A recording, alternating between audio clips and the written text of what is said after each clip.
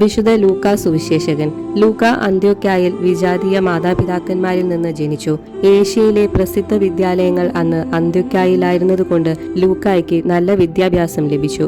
ഗ്രീസിലും ഈജിപ്തിലും യാത്ര ചെയ്ത് വിജ്ഞാനം സമ്പാദിച്ചു.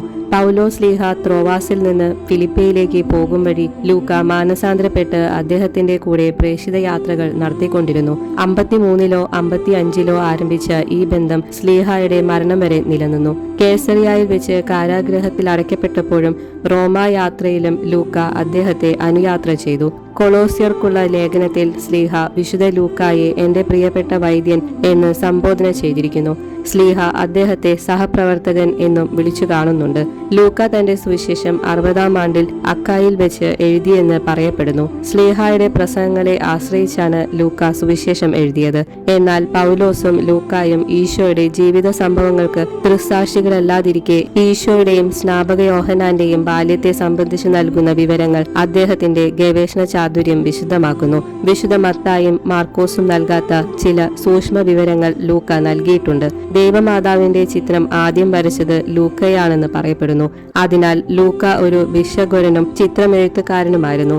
ദൈവമാതാവിന്റെ സങ്കീർത്തനം വിശുദ്ധ ലൂക്ക തന്റെ സുവിശേഷത്തിൽ ഉദ്ധരിച്ചിരിക്കുന്നു. അതിനാൽ ഇദ്ദേഹം കന്യകാമറിയത്തെ സന്ദർശിച്ച് വിവരങ്ങൾ ശേഖരിച്ചുവെന്ന് ചിന്തിക്കുന്നതിൽ അപാകതയില്ല. ലൂക്കയാണ് മൂന്നാമത്തെ സുവിശേഷത്തിന്റെയും അപ്പസ്തോല പ്രവർത്തനങ്ങളുടെയും ഗ്രന്ഥകാരൻ. രണ്ടും തെയോഫിലോസിനെ സംബോധനം ചെയ്താണ് എഴുതിയിരിക്കുന്നത്.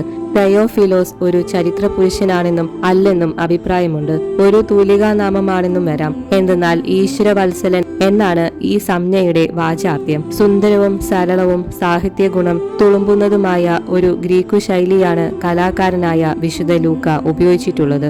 പൗലോസ് ലീഹായുടെ മരണത്തിന് ശേഷം ലൂക്ക അക്കായിൽ സുവിശേഷം പ്രസംഗിച്ചുവെന്നും അവിടെ വെച്ച് മരിച്ചുവെന്നുമാണ് പാരമ്പര്യം. ലോകത്തിൽ നിങ്ങൾക്ക് ദുരിതങ്ങൾ ഉണ്ടാകും, ധൈര്യപ്പെടുവിൻ, ഞാൻ ലോകത്തെ ജയിച്ചിരിക്കുന്നു. യോഹന്നാൻ 16:33.